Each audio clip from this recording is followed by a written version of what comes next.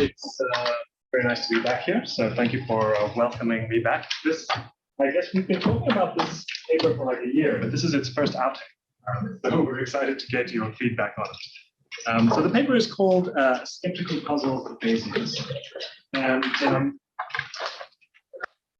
the background is this trend of recent work in Bayesian epistemology that we're going to broadly call epistemic consequentialism. This is the idea that we evaluate epistemic states in terms of the goods that they can secure, primary goods that Bayesian epistemic consequentialists have been interested in are accuracy and truth. And so there's been a set of arguments, accuracy-based arguments, in terms of ability to secure accuracy, and those have been used to motivate for these Bayesian doctrines of probabilism and conditionalization. So, as you know from last week's talk at the choice group, synchronic Bayesianism, just being a probabilist, suffers from the problem of subjectivism. It could be that you have a nicely coherent set of probabilities, but they're just distinct. So they might do better at being accurate than non-probabilistic attitudes, but that doesn't mean that they are in fact accurate. So in order to secure the epistemic goods, Bayesians advance these arguments about the diachronic component of Bayesian, that conditionalization is meant to converge on the truth. And this is often described as disagreements washing out, priors washing out, merging of opinions, convergence to the truth. These are all versions of the kind of argument that we'll be interested in today about this diachronic guarantee that you get the epistemic goods. What we're interested in is polarization as a phenomenon in the world, which we'll characterize in more detail, and how they put pressure on these results, specifically the merging of opinion results. So we're going to reformulate the kind of classic skeptical challenge for Bayesianism in light of polarization, using some resources from traditional epistemology. So trying to bridge some of the gaps between traditional versions of epistemology and Bayesian. The background to this is some research that Anandi was doing with some psychologists who rely on Bayesianism as a kind of rational norm, and so their explanations of things like polarization refer back to these arguments in the kind of Bayesian doctrine as a reason to think that polarization is irrational. So that's the background target for us. Okay, so here's the outline. We'll talk about aiming at the truth. We'll do that together. Then I'll talk about polarization as a challenge and go through some of these convergence arguments. And then Anandi will present skeptical worry. So let's start with aiming at the truth. I'm sure many of you are familiar with this, but prominent Bayesian epistemologists have been advancing these truth-oriented notions. So here are two examples. Richard Pettigrew defends the notion that he calls veritism, a claim about epistemic value, that the only source of epistemic value is the extent to which the doxastic state represents the world correctly. The only good is truth in life. Jim Joyce, initially was had a wider notion of epistemic value, but nevertheless, a core component of it for him was the norm of truth. So here it is stated in terms of full belief. An epistemically rational agent must strive to hold a system of full beliefs which strikes the best attainable balance between believing the truth and avoiding the evil of believing the false. So that's the background kind of norm we're talking about. Now, in terms of the diachronic component, the idea is to secure methods which aim you at the truth. And so that's the main thing we're going to be talking about. So within formal epistemology context, a recent articulation of what it means to have a method that's aimed at the truth comes from Marion Schoenfeld, who says, if you're aiming at the truth or accuracy, you forbid yourself to make cognitive transitions that you regard as having low expected accuracy, or that are conducive to forming false beliefs, and you permit yourself to make transitions that you regard as having high expected accuracy, or which are conducive to forming true beliefs. Or in a slightly different formulation, that you forbid yourself to make cognitive transitions that you regard as decreasing the expected accuracy of it. And all of this in light of arguments by Greaves and Wallace, or more recently Richard Pettigrew, Ray Briggs. These are meant to go perfectly well with conditionalization because we've been supplied with arguments that show that conditionalization does these things well. And that's what we're basically going to challenging. But I guess before we do that, I think we'll talk about some more general methodological. Yeah. Let's see. Go like this. So, so just thinking about what it is to aim at the truth, and we've given some characterization of what you might care about. You're caring about accuracy, and you're trying to find some kind of way of updating your beliefs that's going to make you more accurate. And so someone who's aimed at accuracy needs to choose some kind of update rule. And what are you going to then look for in an update rule if you are accuracy aimed? Now, of course, one way would be this sort of background, not particularly attractive way to go would be to adopt some kind of randomizing process. But of course, if one did that, it would just be a matter of luck, whether one arrived at accurate beliefs or not. And that seems like not a particularly good option if you're genuinely accuracy aimed or truth aimed. So what it seems like if you are aiming at accuracy, what you want is something like a reliable method of achieving greater accuracy in your beliefs. So we thought we would look at some of these traditional discussions in epistemology about the notion of reliability. This is usually spelled out, of course, in terms of full beliefs. And so in order to give some account of what you might be looking for if you're accuracy aimed in the partial belief mode, we need to adapt some of these notions. So that's the next suggestion, some desiderata, reliability related desiderata you might have in mind if you were accuracy aimed in choosing your update. So we're just looking at a few different ways in which you might think of an update rule as being reliable. And we're not really taking a stand on any of these, but just suggesting them as ways you might cash out reliability. So the first thought is what we call convergence. You might say that an update rule is reliable just in case it tends to increase the accuracy of one's acquaintances. We're not really we're not being very precise about what this means, right? You might think that it should do that at every step or in the short run or in the long run. This just kind of captures the idea that the update rule should make you better off with respect to accuracy over time. Calibration is another thought about how you might cash out accuracy for partial or accuracy for an update rule or reliability for an update rule.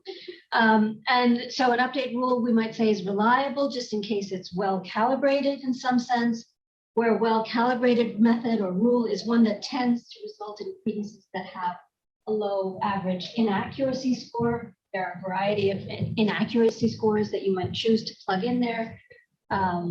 One example is the Breyer score.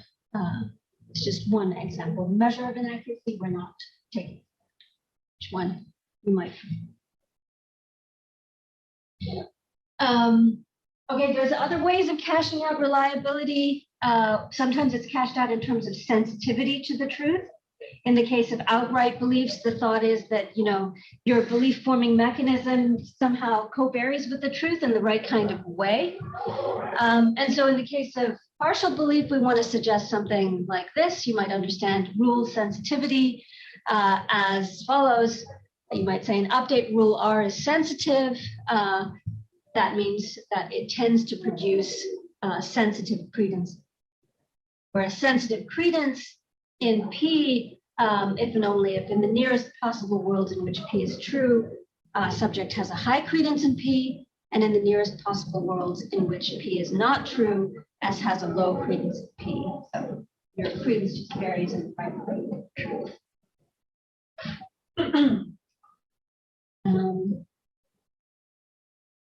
And the fourth and final way of cashing out reliability, which is also familiar from the traditional epistemological literature, is in terms of safety. And the idea is that in the case of outright beliefs, a belief is safe just in case in most nearby possible worlds in which S believes P is true. So in this case, you're conditioning on having the belief rather than on the truth. So in light of this, one might think of a rule is safe just in case following it tends to produce safe credences, and a credence is safe if and only if in most of the nearby possible worlds in which S has a high credence in P is true, and in most of the nearby possible worlds in which the subject has a low credence in P is false. So these are just some suggestions about how one might think of a rule as being reliable. Okay, so that ends the preliminary discussion of what it might mean with the truth. Yeah, okay, so the reason we're introducing these all together is because we're effectively going to argue that there's a problem for conditionalization in terms of meeting any of them, which then brings into doubt the whole purpose of doing it. And that challenge comes from polarization as a persistent, we're going to argue, rational phenomenon. So what is polarization? Beliefs polarize when two agents' posterior beliefs move farther away from one another with respect to the same proposition or a set of propositions. And you may have noticed it sort of seems to happen a lot. We observe political polarization, polarization on scientific matters, and there's a huge industry of discussing why and how it comes about. And traditionally, it's been regarded as a failure of rationality. And so in the literature about belief formation methods, you'll see quotes such as this one from Ross and Anderson, that polarization is in contrast to any normative strategy imaginable for incorporating new evidence relevant to one's beliefs. And a lot of explanations of observed polarization are therefore in terms of various forms of irrationality, cognitive failures, biases of various sorts. So in a classic example, Lord et al. Say that people with strong opinions on complex social issues are likely to be subject to confirmation bias. They offer this as an explanation of a whole range of polarization in political contexts, I think. Kayan has an example about climate change polarization, which is to be explained by reference to ideologically motivated cognition, where that is the formation of beliefs which signify loyalty to important affinity groups. The thought is that this kind of loyalty is sort of swamping the evidence, and so you form the evidence, form your beliefs in line with that loyalty instead of in a rational, evidence-sensitive way. So there's a whole industry of this. But the question we want to ask is, does that mean that polarization in all instances should be viewed as a sign of irrationality? We'll present reasons to think not. And in fact, much of the evidence that is used in this literature is kind of doesn't really discriminate between potentially rational and irrational explanations. And part of our explanation for why that is that there wasn't much of a focus on these potentially rational cases of polarization, precisely because of the background Bayesian results, which said to guarantee that opinions emerge for rational agents. Now, it's not hard, however, to find simple examples in which agents polarize rationally. So here's an example. Cast your mind back to the hellish year of 2016 and imagine that you are prospectively considering the event D that the Democrats will win the 2016 election in the United States. And imagine you have two pundits, here they are, evaluating this event. One of them is left-wing, the other is right-wing. As you know, presumably US elections start with a primary, each party selects a candidate, and then let's assume that the primaries are ongoing. So we want to know whether the Democrats will win the full election. We've yet to select which Democrat it will be. And there are two candidates, Bernie and Hillary, and the pundits are evaluating whether the Democrats will win with these two in mind. Yeah? And they initially start out relatively uncertain, but with the kind of expected situation where they favor their own chances. So here's our conservative who thinks it's less than half likely that the Democrats will win, and here's the left-wing person. So the issue is basically that prior probabilities determine how people respond to evidence. And so the prior evaluation that each makes of the evidential relevance of a piece of evidence will determine how their beliefs change. So they might disagree about who's the stronger candidate in the Democratic primary. The right-winger reasons that Bernie is the weaker candidate, he's an obvious socialist. Whereas the left-winger reasons that Bernie is an obvious socialist, which makes him a strong candidate. That's what America needs. And so if they learn the event that Bernie wins the primary, they will polarize, because for them, this signals very different things. Now, the evidence is not misleading. They just learned a fact about the world, comprehended that fact accurately, but because of their prior beliefs, it causes them to move further apart rather than closer together. Okay, so it's very simple to set up a model in which this happens. So here's an example. The candidates are Bernie, Hillary, Donald Trump, and Ted Cruz. And for the left-wing pundit, Bernie is the strongest candidate in the entire field. For the right-wing candidate, Bernie is the weakest candidate. So when the primaries occur and Bernie and Donald win, they polarize when they condition on that event. And we can generalize when that happens. If you think of polarization as probabilities moving in opposite directions, so we get the evidence spread out, and it'll just happen whenever this condition holds. In other words, when they have kind of opposite correlations between the evidence and the event that they are evaluating. So that's a very simple single case. You can't see this thing at the top, but there's a description there of what the case is like. I don't know how to get this bar to go away, but anyway, it's a single case. They have the same evidence. It doesn't rely on any kind of dogmatism. They have non-extreme probabilities. And now there's a whole host of results showing polarization for various kinds of cases. So for single events like that one, or across whole agendas. There are results showing it for the same set of hypotheses, or because they have different hypothesis spaces. The results showing expected polarization is rational, and showing that people will actually polarize given this kind of evidence. Sometimes it's because the evidence is ambiguous, but it doesn't need to be. There are perfect unambiguous cases which agents rationally polarize. And that's only speaking about individual agents. There's then an entire industry of network epistemology in which network factors about how agents are connected contribute to this kind of result. So agents, in fact, polarize in a range of plausibly rational situations, and they should expect to do so. Now for the bit that's going to be very worrying, this should happen even in the long run. And so now we need to evaluate these long-run cases, because the hope was that perhaps this is only in finite cases. If we just had enough evidence, then we would get the promised Bayesian goods, that we would merge, and hopefully that together we would converge on truth. And now you might think that this doesn't really matter to real people because we won't ever have infinite evidence. But in epistemology, these limiting case arguments have a very important role, and it might tell us something about the belief as a whole, even if we are in a kind of unlucky situation. So for both kind of traditional reasons and perhaps principal reasons, we're going to take a look at these cases. And the results that we're most interested in are these arguments that show that ideal Bayesian agents should not be subject to polarization in the limit. And the core result here is a result due to Blackwell and Dublins, which has then been expanded upon, and there are many different versions of it. And the issue is basically that these results have some important limitations which really matter for the argument that we want to make. So I'll give you an informal description of the way the Blackwell-Dublins theorem works. Essentially, I'm drawing from a simplified version that Nielsen and Stewart present in a great recent paper in BJPS, I think. So here's how the theorem works.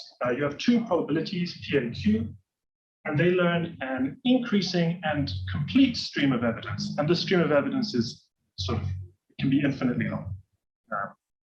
Now, if P and Q are sufficiently similar, then each will be almost certain that P and Q's probabilities for every event will converge in the limit. So the distance between them will go to zero. What does this mean? The similarity requirement has the following form, that P assigns an extreme probability, 0 and 1, to an event, if and only if Q does. And this requirement is called mutual absolute continuity. And the way that I phrased it, it's about both of them having this almost certainty that they will converge. You just have one direction, so not mutual absolute continuity, then you get the one being certain that it'll happen, but not the other. And the certainty limitation is this almost sure convergence. So each of P and Q assigns probability 1 to the event that their probabilities converge in the limit. So that's what the theorem secures. Now, these two conditions are important. So the certainty limitation is the one that has been discussed quite a lot. So it says that the Bayesian is very sure that their opinions will converge. very sure that they'll merge with others, they're very sure that they'll converge on the truth. There's still no guarantee. So this traditional complaint has been that the Bayesian method is self-congratulatory, but perhaps not actually good at securing merging. The similarity requirement, though, I think has been less focused on and is really important here. So they cannot disagree on the possibility of any events at the outset of inquiry. If one of them thinks an event is impossible and the other does not think it's impossible, then we cannot secure this result.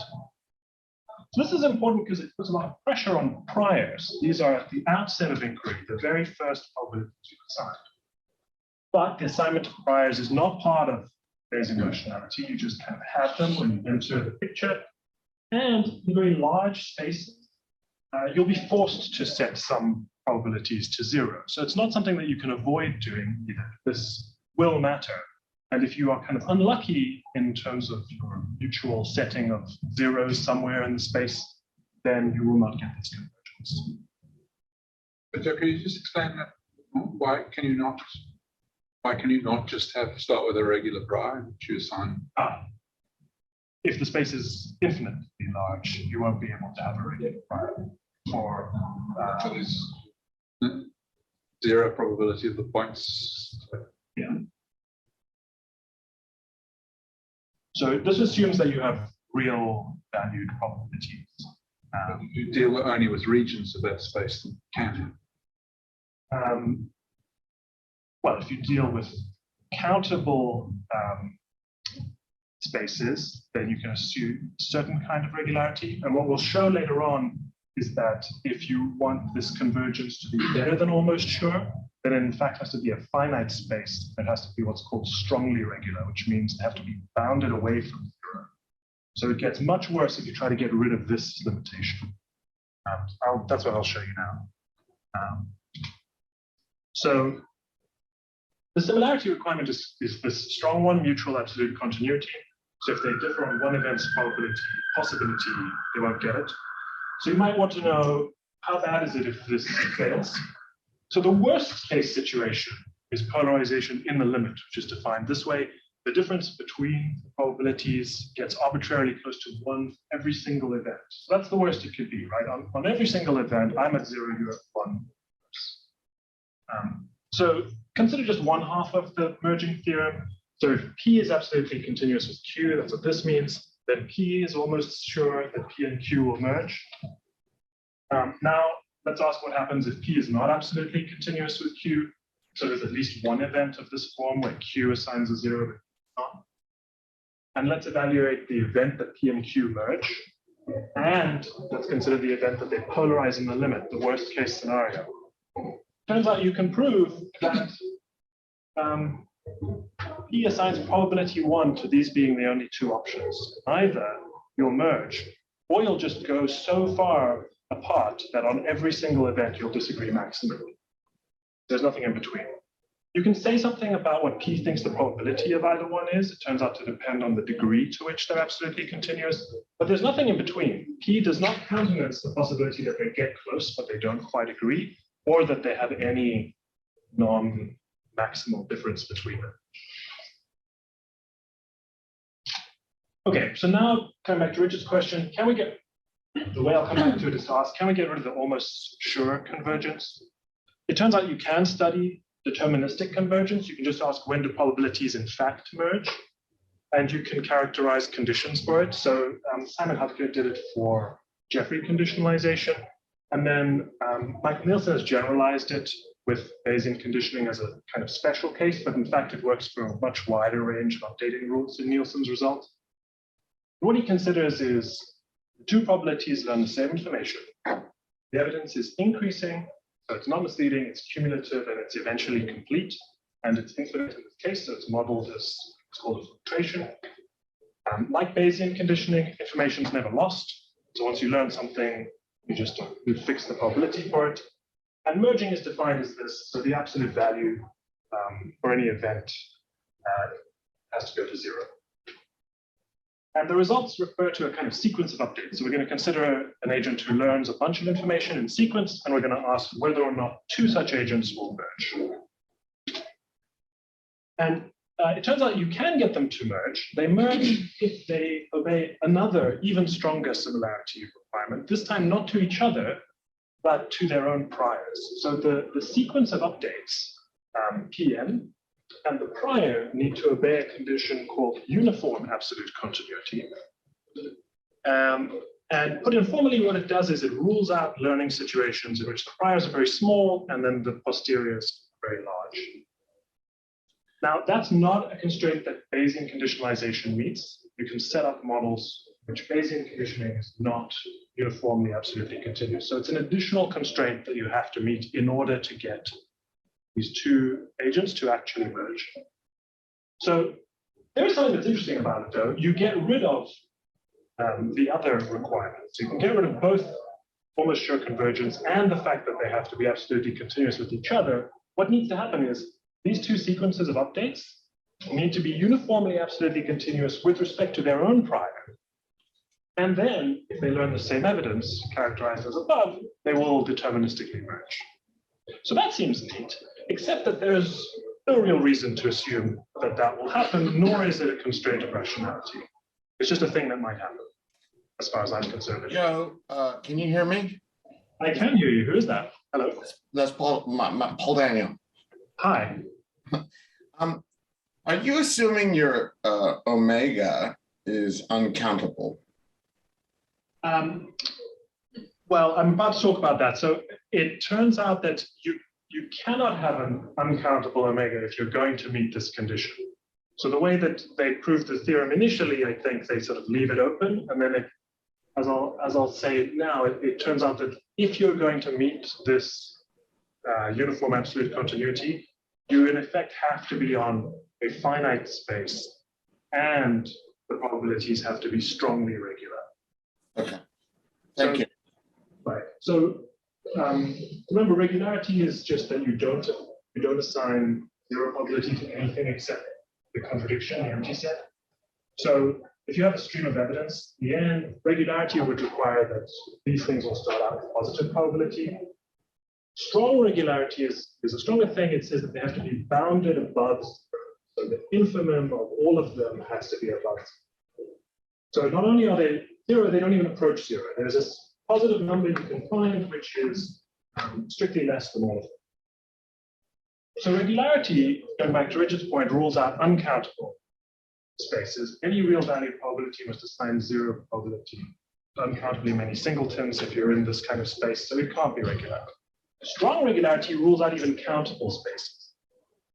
If he's strongly irregular, then there's this number, n, that we can find, which is such that 1 over n is strictly smaller than everything. But then by additivity, there can be at most n singletons. So the whole space has to be finite. So if you want to know whether you're actually going to merge, then you have to be in a finite space, and both of you have to be strongly regular.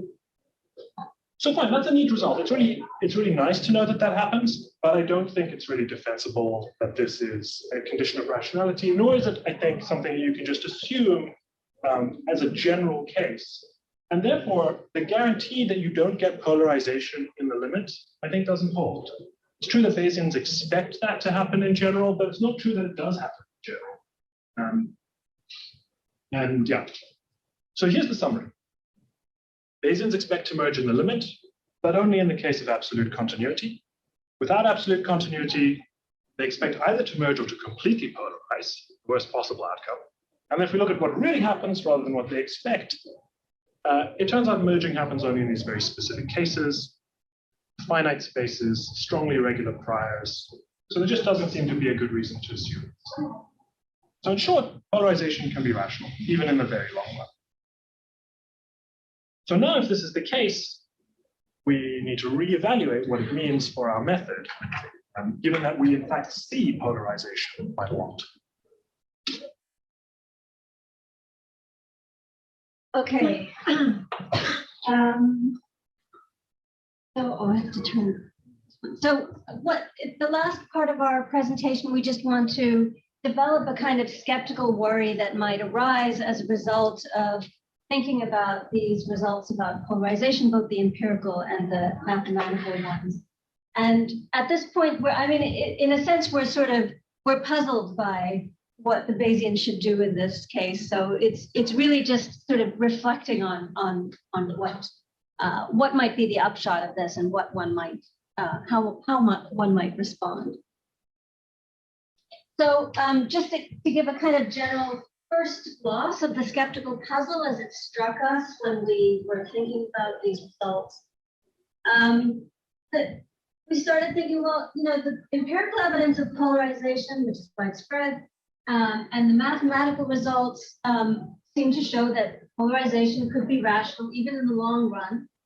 And this seems to constitute some kind of higher order evidence that casts the whole agenda that one might have arrived at by conditionalization into skeptical doubt.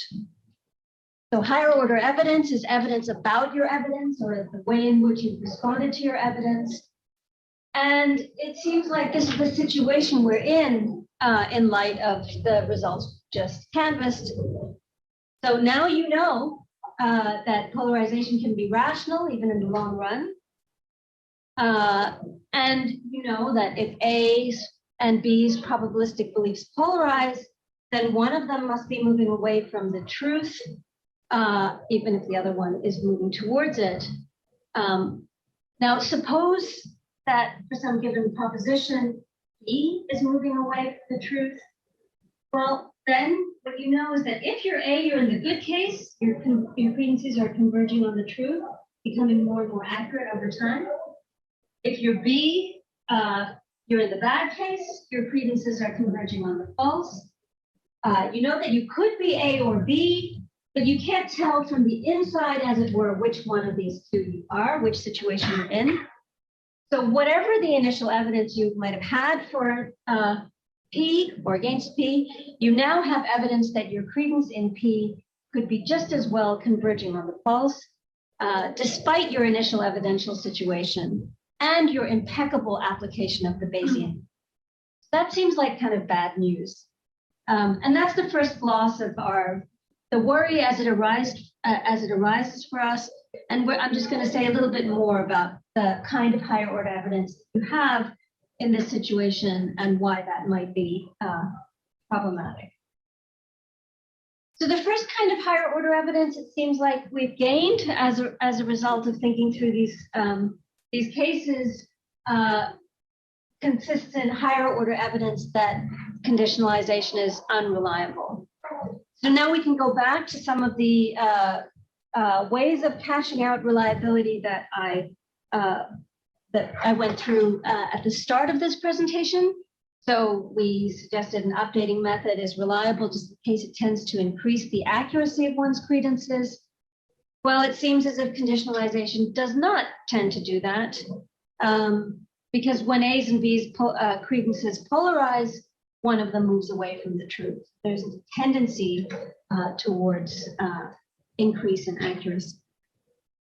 And similarly, it doesn't seem as though conditionalization is well calibrated, because it can easily lead to polarized credences. And when A and B are polarized, one of them will have a high average inaccuracy score with respect to composition.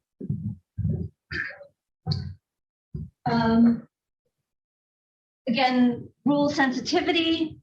We had this notion of this thought that an update rule, you might want it to be sensitive to the truth. And it seems as though conditionalization is also insensitive,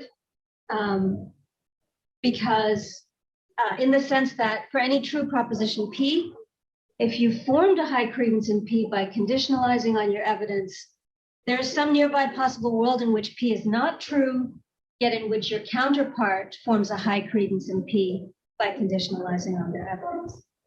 So here's an argument for why that's the case. So as we've learned, it's possible for two perfectly rational agents to polarize with respect to some proposition P, even if they conditionalize on the same evidence, and that's regardless of whether P is true. It follows from this result that even if you have a high credence in the true proposition P, in the nearest possible world in which P is not true, there are two agents, A and B, who are polarized with respect to P. And now both A and B are counterparts of you, at least in the sense that's relevant here, in that both conditionalize just as you do. So since there's a nearby possible world in which P is not true, yet your counterpart has a high credence in P, your belief that P is not sensitive. And since this holds for any case in which you have acquired a high credence in a true proposition by conditionalizing on your evidence, it seems like conditionalization does not tend to produce sensitive credence. And a similar kind of argument can be made to show that conditionalization is unsafe because it does not, so the credences it produces are not safe in the sense that it's not the case that in most nearby worlds in which you have a high credence in P is true, and nor is the reverse the case.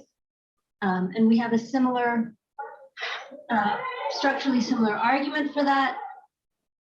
So since it's possible for perfectly rational agents to polarize, there are some worlds in which one agent conditionalizes and acquires a high credence in a true proposition, in which one conditionalizes and acquires a high credence in a true proposition, and others in which one acquires a high credence in a proposition that's not true. So it's possible for perfectly rational agents, A and B, to polarize with respect to conditionalizing on the same evidence. So for each nearby possible world in which your counterpart has a high credence in P and P is true, there's an equally nearby possible world in which your counterpart has a high credence in P and P is not true. So these possibilities are equally close. And that suggests that our credences are not safe when they've been formed by conditionalization. Okay, so just to summarize, we started out with the desiderata four different conditions we might think that a reliable method should meet. And if we are truth aimed, we might like an update rule to meet those conditions. And recall that this was supposed to help solve the problems of subjectivism for synchronic Bayesianism. But now it seems as if, given that we have reason to think that conditionalization is not reliable, if you're aiming at truth or accuracy, you shouldn't conditionalize. So if you're aiming at truth or accuracy, recall the thought was you forbid yourself to make cognitive transitions that you regard as having a low expected accuracy or that are conducive to forming false beliefs, and you permit yourself to make cognitive transitions that you regard as having a high expected accuracy or are conducive to forming true beliefs. So now that we've seen that conditionalization is not a reliable method by the various marks you might think a reliable method should have, if you're truth aimed, it seems like you shouldn't rely on conditionalization at all, right? Because now you think it's unreliable. And a radical skeptical thought is, well, maybe now that you know that all of these past beliefs that you formed on the basis of a reliable method, on the basis of an unreliable method, now that you know that those beliefs are unreliable in this way, you should reset all your credences formed by conditionalization to 0.5.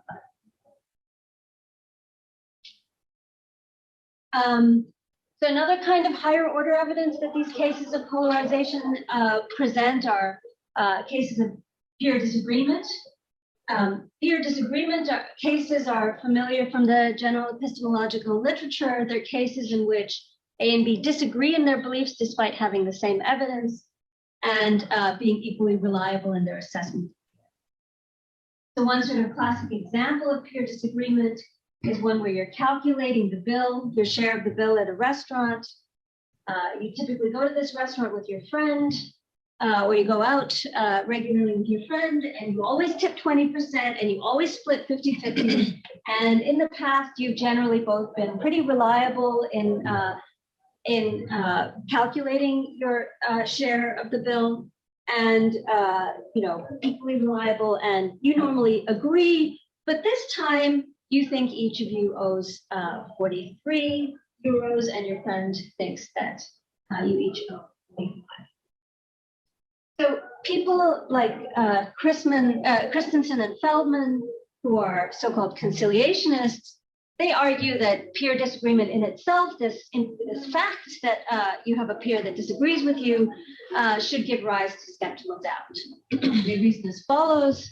First, the mere fact that your friend arrived at 45 euros constitutes a kind of testimonial evidence that 45 is the correct verdict.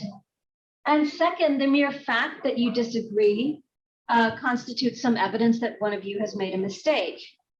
I think Feldman also adds that it's chauvinistic in some sense to privilege your own reasoning, as if, you had a thermometer and your friend had a thermometer and you thought that somehow your thermometer was more reliable than your friend's. So when these two pieces of evidence are added to the total body of your evidence that you had, so your initial evidence plus this new evidence, it seems to at least weaken the support for your initial verdict. And some people suggest that you should reduce your credence, that you each owe 45, or perhaps even split the difference. So if you have a very high credence that you owe 45 and your friend has a very low credence, you should split the difference in between your credences. Okay, so in the case that we're considering the empirical results about polarization, or just, living in the world, we notice there's a lot of peer disagreement. There's a lot of disagreement about, and the mathematical results suggest that, this could be a case of peer disagreement. So the people you're disagreeing with could be your epistemic peers. And the mathematical results suggest that for any proposition in which you have a high or a low credence, there is some possible peer who would arrive at the polar opposite credence by conditionalizing on the same evidence that you received. And so obviously, if you're going to take the conciliationist response to peer disagreement advocated in the kind of restaurant bill splitting case, in general, in this case, it would cast the whole agenda into doubt. And certainly the recommendation that you split the difference would force all of your peers to 0.5.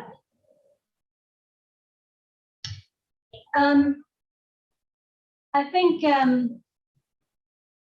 one thing that's worth noting is that in some ways, the case that we're considering is worse than many of the, it's kind of a greater skeptical worry, or the skeptical worries are more acute in this case than in the many of the classic cases of higher order evidence. So we've argued that the polarization results give rise to higher order evidence of widespread peer disagreement and the unreliability of conditionalization. And in these cases, no one has made a mistake. We're not assuming that one or the other must have made a mistake, as, for example, in the restaurant bill case. You don't have evidence that you're cognitively impaired. So there are some cases of higher order evidence where someone tells you that you've been slipped a drug that makes you cognitively worse at performing some skill. You're not mistaken about how well you applied the method. We can just assume that you've applied it perfectly, and you know that you've applied it perfectly, or you have a very high confidence that you have. And the higher order evidence in this case is neither misleading nor defeasible, at least not the mathematical results. So in many cases of higher order evidence that are discussed in the literature, people respond in certain non-skeptical ways as a result of the evidence being misleading. Okay. So this, I think, these contrasts between the case that we're considering and classic higher order evidence cases actually suggest that the responses, the kind of anti-skeptical moves that are familiar from the higher order evidence literature, are not really very attractive in this case. So I'm just going to briefly discuss two of them. The first response is to remain steadfast, and that involves basically discounting or defeating the higher order evidence and sticking to your first order guns. So retaining your first order credence in whatever proposition is cast into skeptical doubt by presenting some reason for thinking that the skeptical argument on the basis of the higher order evidence is misguided. And the second is splitting levels, where you basically retain both your first order credences and high confidence that the method by which you arrived at them is unreliable or that you're irrational. Okay, so briefly, I'll just to go through this very quickly, that the general idea about misleading evidence is that when higher order evidence is misleading, that very fact, it's a kind of external fact that leads people to think, well, then maybe you shouldn't really, take misleading evidence into consideration.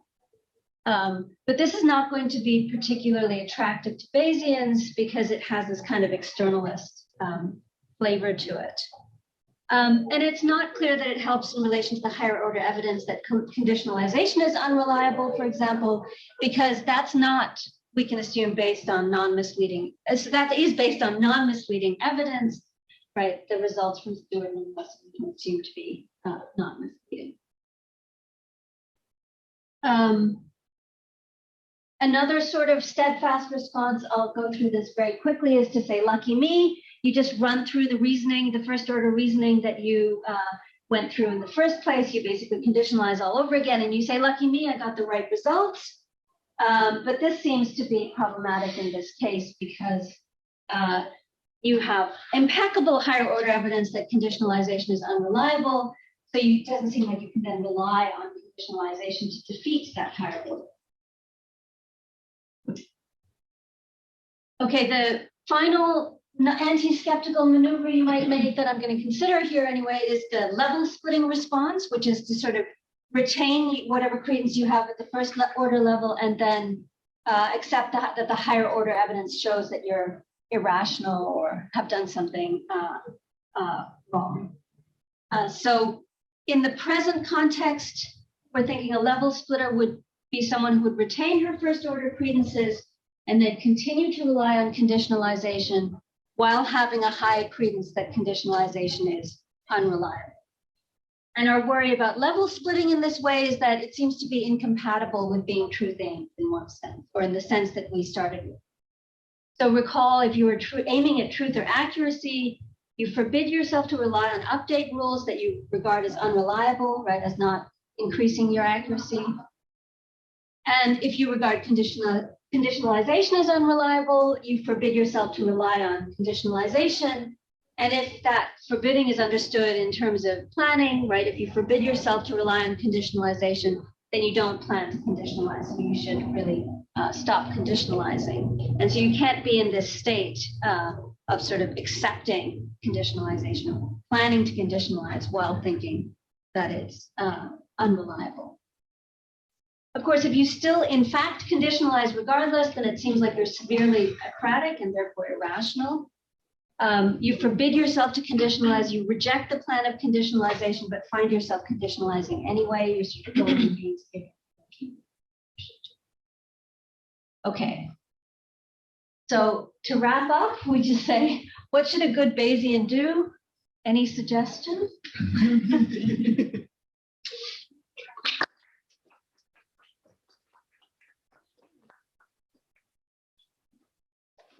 All right, thank you very much. I don't have suggestions. We'll stop the recording. And then I will take questions or suggestions from you.